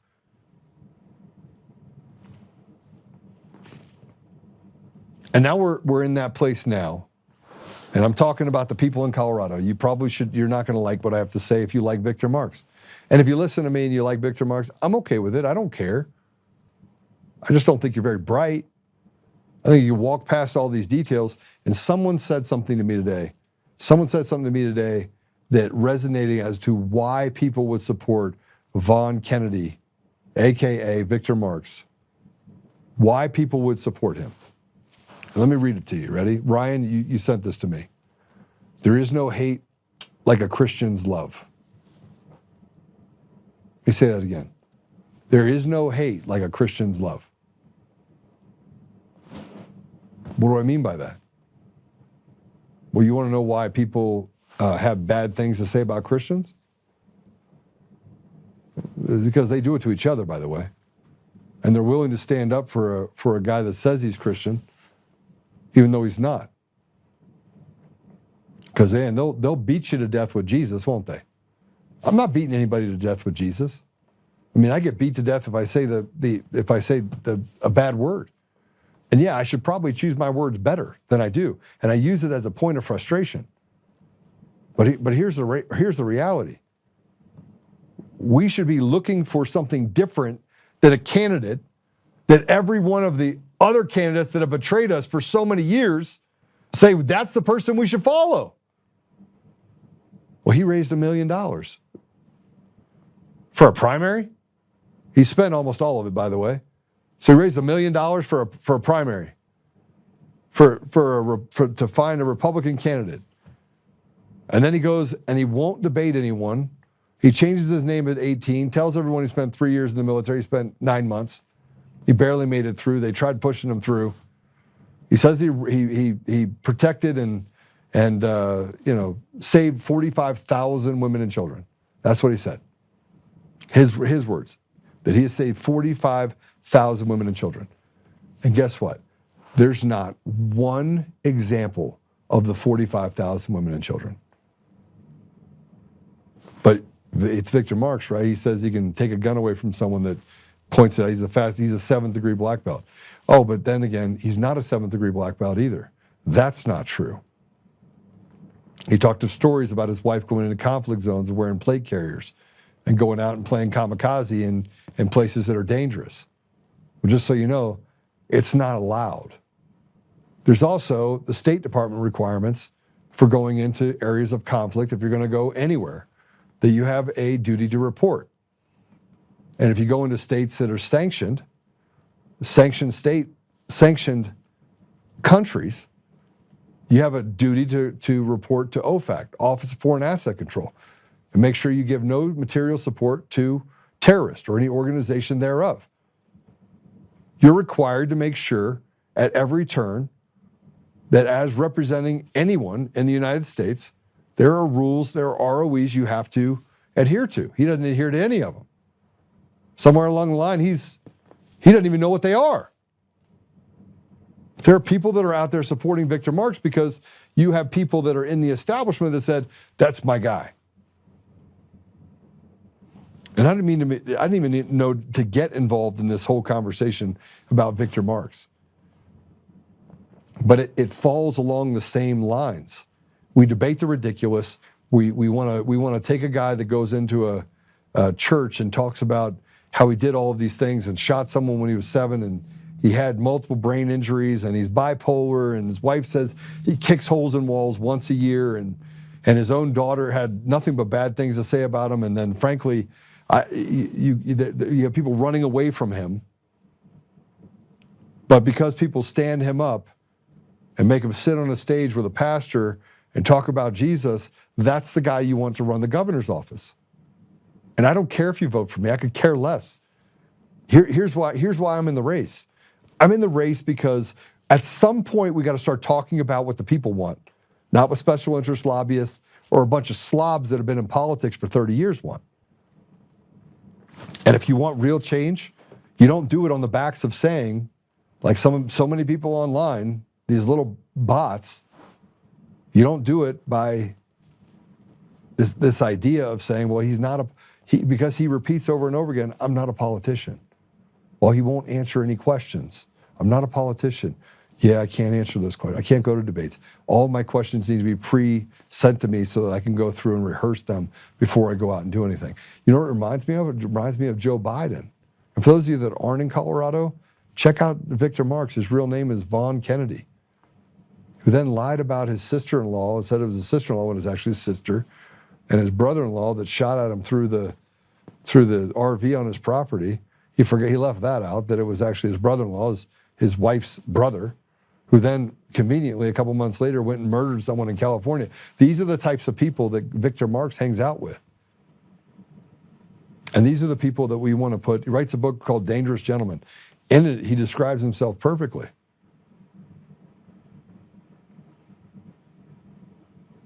And I will say this as I get into all the other things we're going through. Right now, the radical left is scrambling. So they've got to find people that they can put in the Republican Party that literally are their insiders, people that they can stand up, people like Victor Marks in Colorado for governor. And by the way, if you don't like me for governor, that's fine. There's another guy named Scott Bottoms who is absolutely amazing. He was a pastor, also worked in his legislature for 4 years. Before that, he was in the military. And frankly, he's been one of the most consistent people you're going to find. Good choice. Barb Kirkmeyer has an F rating. As far as if she's voted with the Democrats, she might as well just change her affiliation. And Scott talks about the things that we should be talking about. The 40% of our population that I talk about that are most important to me. They're the poorest. And by the way, if you want examples of people that I have saved over the last 20 years, I've had them on the podcast. I've literally had them sit here. People that I've served. One works for me.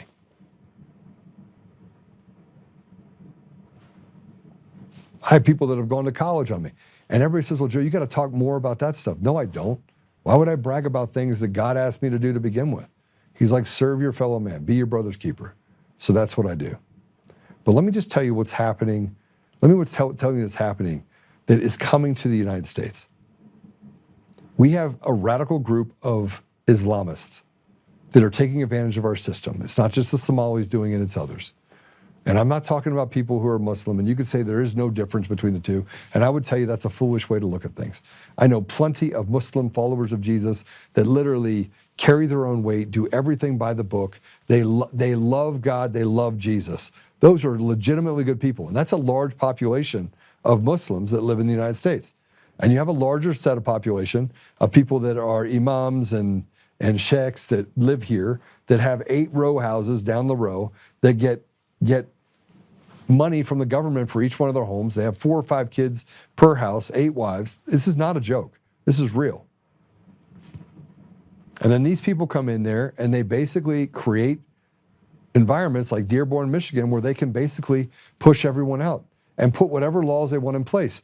See, in places like Colorado, it's a lawless society. The judiciary is rotted to the core. It's a bunch of radicals.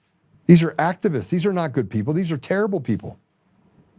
But I want to show you what happened to a pastor in England. This is what's coming to us here if we don't start actually rejecting the ridiculous and telling them to get the hell out. We don't care. Like, if you want to be a pink dinosaur, be a pink dinosaur. But you're going to use the bathroom that you were born with, period. We're not changing driver's licenses. We're not doing any of that. And we don't care if you like it. By the way, if you want access to a psychologist, we think that's a great idea. Make asylums great again. Play it. You really need to consider the eyewitness account. Can you put it in front of me? I've got a heart problem. Sorry. Okay. I will suffocate. It's not a heart problem. That's fine. When I do that, right, okay. Young man, you're making a big mistake. You're making a big mistake. You're not checking eyewitnesses. We have recordings. We have recordings. You have recordings. Yeah. We've got a quick YouTube round, don't we? No, you're making a big mistake. You're taking one witness account over another. You're taking circumstances where we've got multiple reports that you have been inciting religious hate.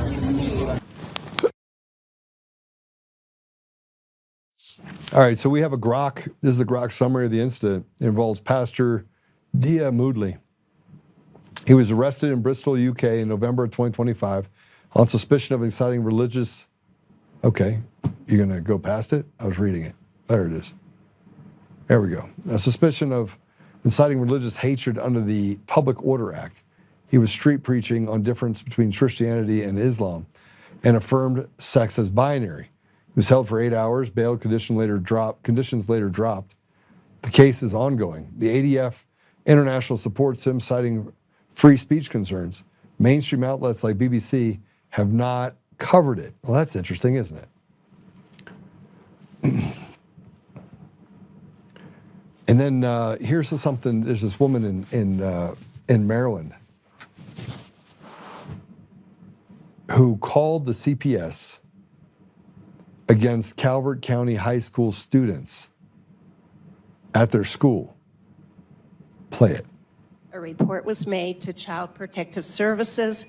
All of this was provided. In December of 2025, Turning Point USA hosted an event marketed to high school students with food and beverages advertised as an incentive for attendance. While community building opportunities for students are important, this event raises serious concerns related to student safety, parental rights, and governance oversight. Event materials indicated that adults, including parents and legal guardians, were not permitted to attend and that supervision would be provided by unnamed volunteers. Excluding parents and guardians from a student-focused event creates a lack of transparency and undermines established best practices for youth safety. School-affiliated or school-adjacent activities should adhere to clear supervision standards, background check requirements, and defined accountability structures. I am also concerned about a potential conflict of interest involving Board of Education members serving as guest speakers at this event. Board members are entrusted with fiduciary and ethical responsibilities, and participation in events targeting students, particularly when parental access is restricted, warrants careful review to ensure compliance with district policies, ethics guidelines, and public trust obligations. Students are widely recognized as a vulnerable population. They are in critical developmental stages and especially susceptible to influence. For this reason, safeguarding measures, parental involvement, and transparency are essential. All Board of Education members in this room are mandated reporters under state law, as I am. Based on the circumstances surrounding this event, a report was made to Child Protective Services. All of this was provided along with... Thank you for your comments.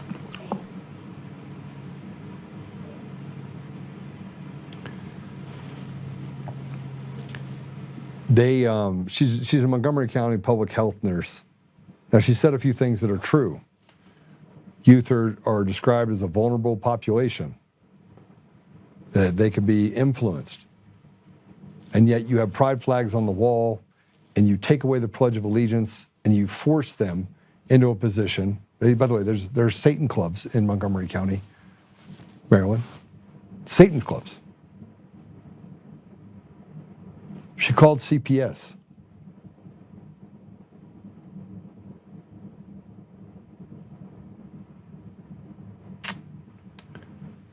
We are in big trouble.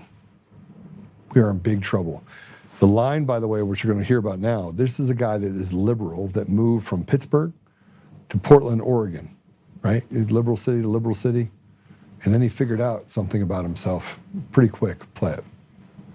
Alrighty, y'all. I moved to Portland, Oregon about 4 years ago from Pittsburgh, Pennsylvania. Before I left Pittsburgh, I considered myself pretty far left, and then like COVID happened, and then I moved to Portland and saw what far left really looked like, and I feel like the left has lost all common sense at this point. But all that being said, like being in Portland, I truly feel like I'm in a twilight zone every day. Like it really exposes like how ugly the far left can really be, because it's what I'm surrounded by on a daily basis. Like they're totally fine with walking past homeless people that are intense, that are having like mental breakdowns right in the middle of the street and acting like, oh, that's normal, this happens in every city, like I just happen to walk by it every day to go get my latte, no big deal. And it's like, dude, I thought the left was supposed to be empathetic. I thought the left cared about the environment, because if you look at what the homeless population out here alone just does to the environment, it's pretty insane. But all that being said, like I feel like all the morals have went out the window. All like the things that like y'all truly fought for went out the window. Now it's all about like protesting Tesla, hating Trump, and like fighting for men to have babies or something. Like it's literally crazy out here. And I know like I should have known this moving out here, but I really thought like, you know, we'd have some common ground, considering like I used to be like one of you. But if anything, it just turns me further to the right, seeing how people act out here, seeing like the point of privilege everybody has too. It's literally insane. Like if you don't believe what they believe, then you're a piece of shit. And like it's just a total la la land, and it's crazy to me that it's been normalized. And I think like Portland is a perfect example of why things shouldn't be far left, and why we need to like kind of come back to common ground somewhere. So you can bitch at me all you want, but you know I'm right, and you know there's plenty of people that think the same way as me. And Portland's just becoming a hub of mental illness and a place for people to go to just be weird. And it's not the good kind of weird. It's the type of weird that needs like medical attention. Let's talk about it. Well, there you go. There's a liberal that says he's liberal, and he found out that liberal is not that liberal.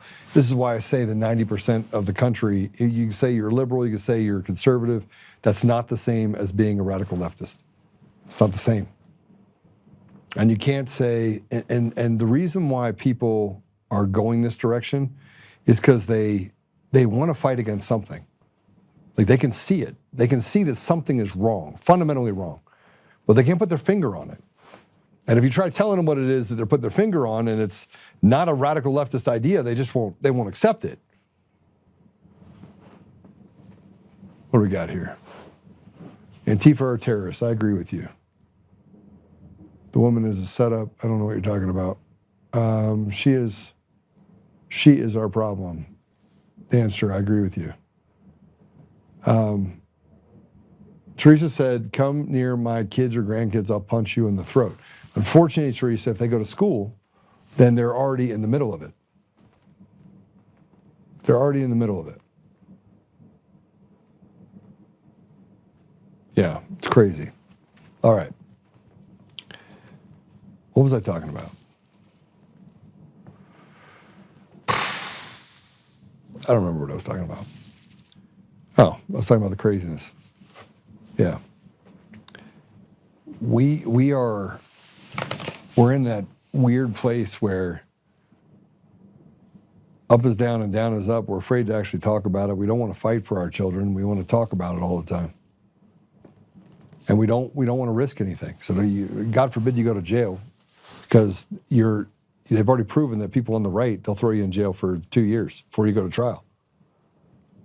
They'll strip you and do the things that is happening with this Kabuki case with Coomer, which I don't even care about anymore. I mean, like I was talking to my lawyers, and I mean, it's absurd that we've been having this conversation. I know that these people are going to be arrested. It's just a matter of time, and I wait for that. And I'm waiting for the day that I have to go into court and be like, okay, now what are we going to do with Coomer? Coomer's got an international arrest warrant. We got to get him back on U.S. soil. And, you know, we still going to go forward on this case? Please bring him here. We are afraid to stand up against these radicals. And even when the radicals, they'll bring in a little bit of truth. That woman said that these are vulnerable parts of our society. And yet, when they go to have the argument the other way about getting rid of pride flags and actually letting kids be kids, let them grow up to be whatever they're going to grow up to be. And if they grow up to be gay, okay, they grow up to be gay. God, they can deal with them and their maker. But when you force people into something, And I do believe, by getting back to this, I do believe kids want to be, even adults, they want to rebel against something. Well, let me just tell you what you're rebelling against. You're a slave. You haven't figured out you're a slave yet. Go watch the movie Ants. You're the ant. Good. You're the useful idiot that the grasshoppers get to tell to do everything that they want to do. You're the have-nots. And every now and then you might get a few ants that get promoted up to be with the haves, and all of a sudden they betray the very people that they're there to represent, and they forget where they came from. That's the reality of where we are. And it's a dangerous place to be because a lot of people are pissed off and they're done with it. But you have more people that are empathetic and say, oh, you know, we'll just get along to go along to get along. It's not that bad. A bug's life. That's right. A bug's life. It's crazy. All right. I got to go because I have a friend that's here to see me. Apple Podcasts, Google Podcasts, Spotify, Pandora, iHeartRadio, tune in and more. Thanks for joining me today. Today's kind of an off day. It's Monday. I've spent the last couple of days going to different environments. You'll later on get a recording of me and Chaz, who is an independent candidate that's running for governor as well. I brought him in. He has some really good ideas, but yeah, pretty good stuff. All right, let's pray it out. Jeff asked, how was your surgeries going? Good. 2 down, 2 to go. And they're big ones. The ones coming up are pretty big. So we'll see. Danster Clatter said Antifa just killed a French kid who was helping at a woman rally speech, speaking about the race and men in their areas. What? Where is that? Hey, Dancer, can you put that in there, please? Put the actual thing you're talking about in there. I'd appreciate it. Yeah. By the way, I think that Eric Coomer, or one of his friends, watches every one of my episodes. So maybe he'll learn something. Maybe he'll learn something. Like TikTok, time's almost up. Oh, wait, I'm waiting for Danster to put it in there. Dancer, put it in there. I'm going to pray us out. Put it in the link to whatever that story is. All right, Father God, thank you for having me here today. Thank you for just the many people in our community that are fighting. Father, we are grateful for the blessings that you have in our lives, the people you've put in our lives, the opportunity we have to do great things, to help our brothers and sisters. We recognize that we're in a fight for our lives. We're in a fight for humanity. And Father, we lay it before you and ask you that whatever your will be done, and we're here to stand and to speak and to act and to return those things back to you. We recognize that there are a lot of people that call themselves liberal that feel the same way we do. They feel left out, they feel lost, they feel betrayed. Help us, Father, that we can set aside the R and the D and the independent and all that stuff and just get to a place where we can work the problem together and give the communities what they deserve and what they need. Help us that we may be patient and humble in our engagements, and we may push ourselves to just be good examples of what we should do instead of there is no hate like a Christian's love. We know we see it all the time. And frankly, Father, I'm probably guilty of it. So forgive me and help us that we may seek to understand while fighting like hell to just break the back of all these evil people and things that are inside of our communities. I ask these things, Father, humbly in the name of Jesus Christ. Amen. All right, there it is.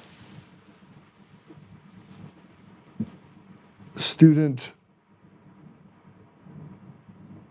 Oh, okay. Antifa mob beat man to death. Y'all need that. Thank you. All right, appreciate you guys. Have a great day. I'll see you guys tomorrow.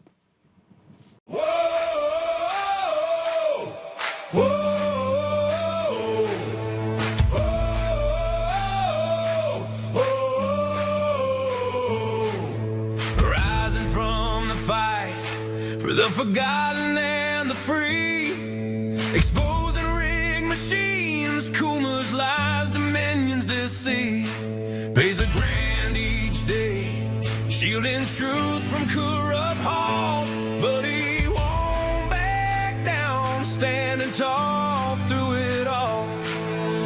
Hart and Tina Peters break the chains that bind her tight. Hand count votes and one day bring the fraud to light. No more mailing scams, no machines to steal the night. Restore the people's voice, make Colorado right. Governor Oltmann, lead us bold and true. Badass for the have-nots, fighting through and through. Abolish property tax, cut the tolls away. Shrink the bloated state, let the people have their say. Governor Oltmann, it's our rally call. Truth and freedom rise and watch the tyrants fall.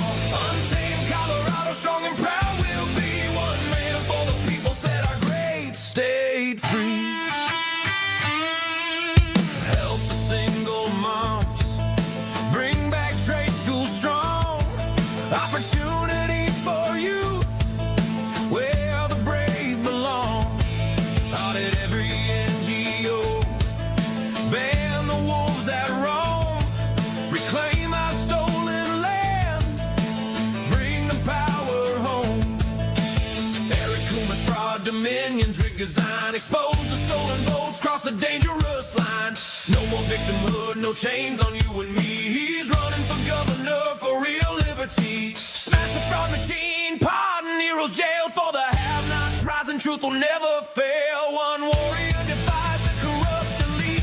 Colorado reborn, strong on our feet. Governor Oltmann, lead us bold and true. Badass for the have-nots, fighting through and through. Abolish property tax, cut the tolls away. Shrink the bloated state, let the people have the say. Governor Oltmann, it's our rally call. Truth and freedom rise and watch the tyrants fall. Untamed Colorado, strong and proud, we'll be one man for the people, set our great state free.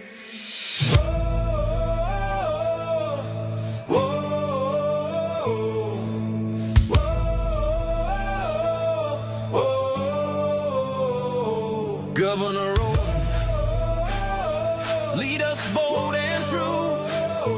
Governor Oltmann, freedom forever, Colorado rise.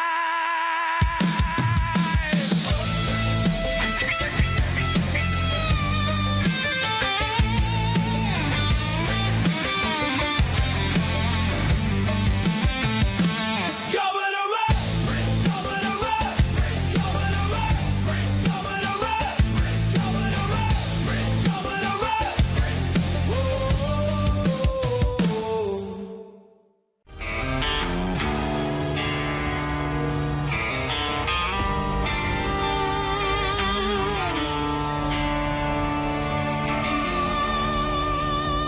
Rise up untamed, in the heart of the fight where the wild ones roam. Joe Oltmann's calling, bringing truth back home. From conservative daily to this untamed fire, we shatter the silence, lifting spirits higher. No chains can hold us, no lies can prevail. Authentic and fearless on this rugged trail. Patriots gather under stars and stripes. Untamed nation, igniting the night.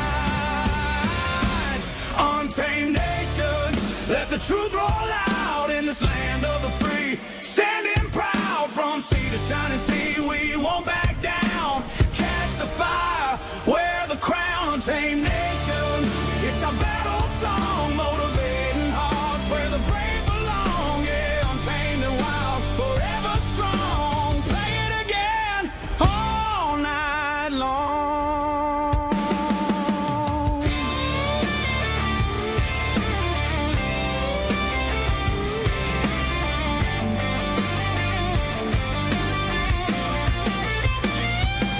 Break the mold, chase the real, no more games, time to heal.